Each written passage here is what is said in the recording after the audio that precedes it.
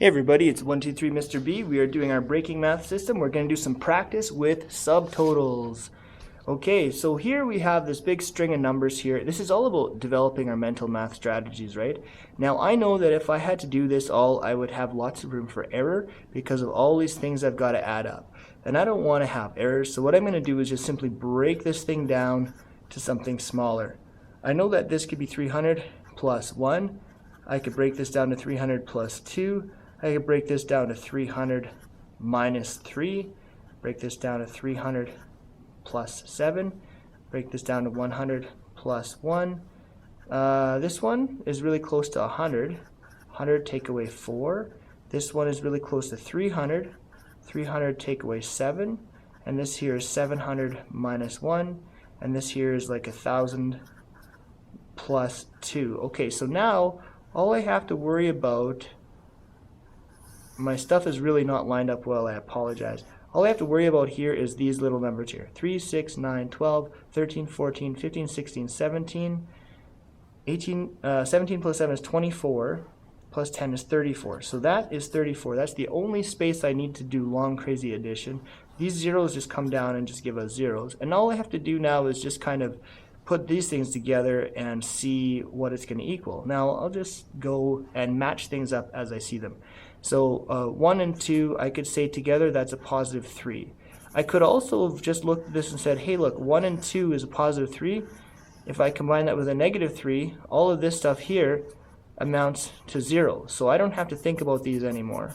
That makes life easy. I have a positive 1 and a negative 1. These things will cancel each other out. I have a negative 7 and a positive 7. Those things together will cancel each other out to 0. And now I'm left with these two things here. Negative 4 and a positive 2. I'm thinking, okay, if 4 minus 2 is positive 2, then 2 minus 4 is negative 2. So the combination of these two things is going to be negative 2. There's nothing left to deal with, so I know that that's the only adjustment I have to make. Put it in its little scoop here, 3398. So really fast. And look at all this canceling out that I was able to do. That's the glory of this kind of stuff. Now let's just see here. If I didn't have that, let's say I went just the old way here. So I'm just taking this part that this things here, these extra little things here. And if I was going to do things the other way, like just top down, I would have just brought them down together. There's my plus 3. Brought those together, that's my plus 4. Brought those together, that's a minus 3. Brought those together, that's a minus 8. And then here is just simply a positive 2. Here I would have had, okay, that's plus 7. That's going to be minus 11. And here is still just a plus 2. Put those together, that's a minus 4. And then bring those together, minus 4. And a positive 2 is simply minus 2. So I end up with the same conclusion, but here I just started the top and go downwards, because sometimes that's easier for people. If we can match them up like we did here to cancel things out, that's always a good shortcut to do. Anyway, let's check out the next question here. So I haven't done these before, by the way. I just whip these together and see what happens. You know, it's kind of like what I like to do. So we always find our core numbers and make the adjustment here. 200 plus 1, 100 minus 3. We can call that 500 plus 3. So I see those will take each other out. 200 minus 2, 600 plus 1, 1,000 plus 3, 300 plus 5. My work is kind of drifting. I apologize. 100 plus 1.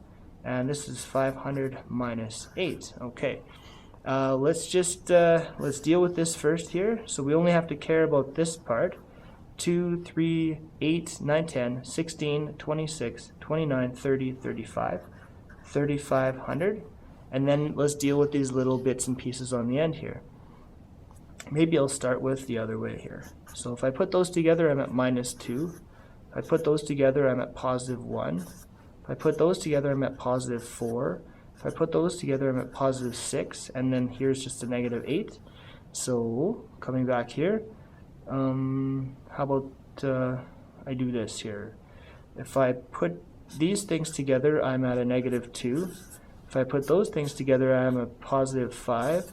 And then here this -2 just kicks around. So if I go those together, I get a +3. And then I just down to these last things, so I'm going to bring those together, and that would be a +1. Out of all that mess, it's only an extra +1. I'm going to bring that down. There's my equals line. I'll bring that down, so there's my +1. And we can see right away that our answer is simply 3501. Box and good.